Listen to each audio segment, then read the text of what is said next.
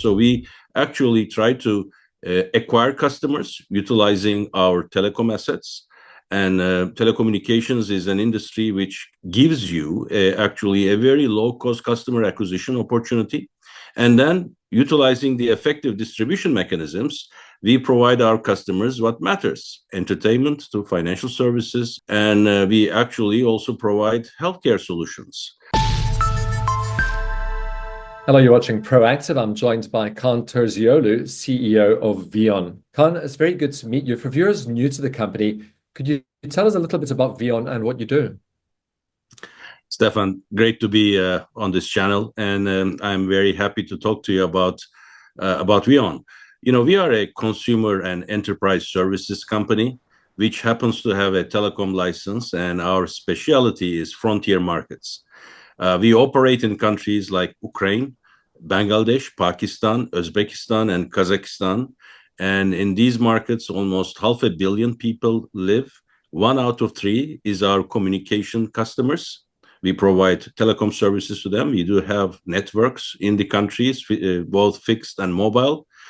But about one third also are digital services customers.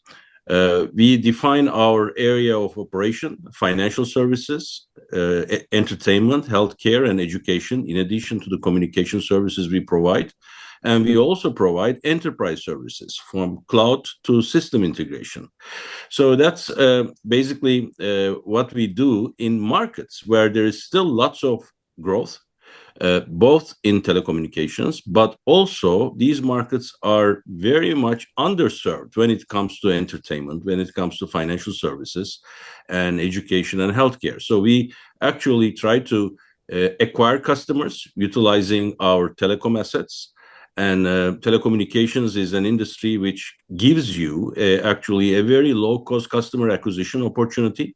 And then utilizing the effective distribution mechanisms, we provide our customers what matters: entertainment to financial services, including loans, buy now, pay later services, payment solutions, merchant networks, and we actually also provide healthcare solutions. I was just in Ukraine, where we are actually the #1 healthcare platform provider of the country.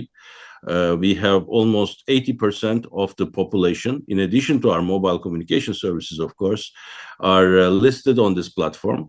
And we provide almost 2.6 million online consultations. All the doctors and laboratories, hospitals are on this network, and we help patients meet with the care providers. Of course, Ukraine is a market that is very dear to our heart, especially after the war. Our team did a phenomenal job in terms of keeping it still working and serving our customers. And now with the peace process actually approaching, I'm very, very proud to say that Kyivstar, our operator in Ukraine, will be available also to investors in US. We are planning to do a SPAC transaction, as we have announced recently. And I think, this opportunity in Ukraine will be a unique chance to participate in the rebuilding and growth opportunities in Ukraine. Kaan, why do you think US investors in particular would be interested in investing in a company like Kyivstar? Look, frontier markets, including Ukraine, is a unique opportunity where still there is demographic growth, and especially in key strategic verticals, there is a humongous opportunity to actually provide affordable services to millions of people.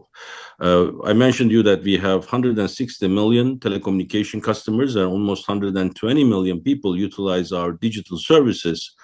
And I truly believe that there are very few investment vehicles available for international investors to participate in this growth. And VEON is one of them, and specifically Kyivstar will be another additional opportunity.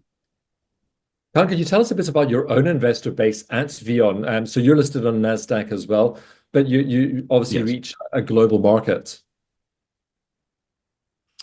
Look, basically, we have been quite old in terms of listing a frontier markets operation in NASDAQ. It's been almost now 30 years that our company is in practice, and almost more than 20 years we are listed in Nasdaq. And I think, what is unique for our operations is we bring proper, good corporate governance in markets which are in early stage of development, and we allow international investors to actually participate in those growth opportunities. We do have a very big US and EU and UK based investors in our market cap table. And I think, as we make it more known, we will also be an attractive investment for retail investors, both in US and Europe. Kaan, you mentioned 6 frontier markets where you're currently operating.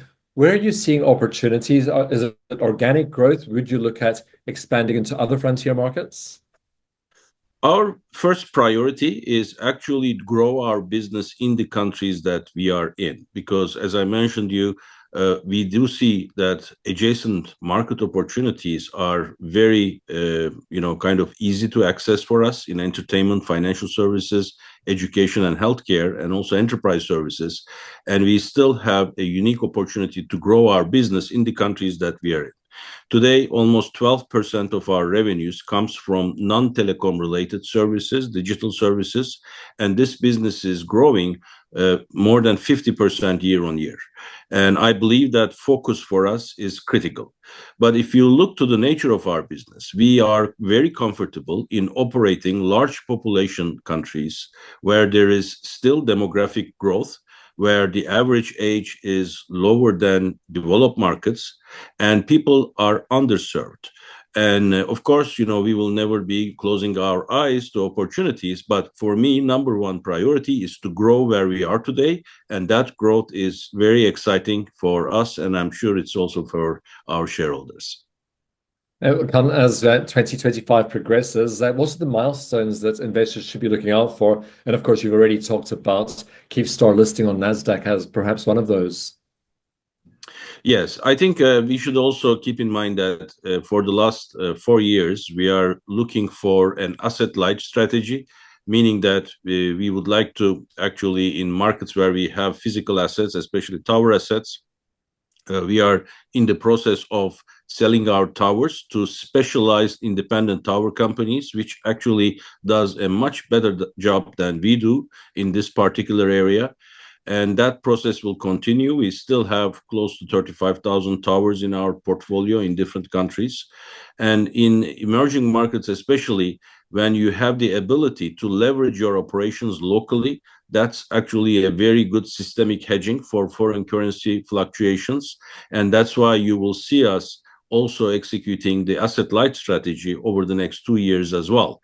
And this will allow us to leverage our local operations and deleverage the company at the headquarters so that we don't rely on hard currency funding of our business. We are very well aware that, we operate in markets where foreign currency is always a risk. However, we do have mechanisms in terms of pricing and the inflationary pricing and what we call the fair value pricing. Inflation plus the GDP growth is where we focus on our growth opportunities. And with a combination of local leverage and disciplined fair value pricing, I think we are very well positioned to manage those risks. I hope you'll keep us updated on any progress as it comes. Thank you very much for the introduction today. Thank you very much, Stefan.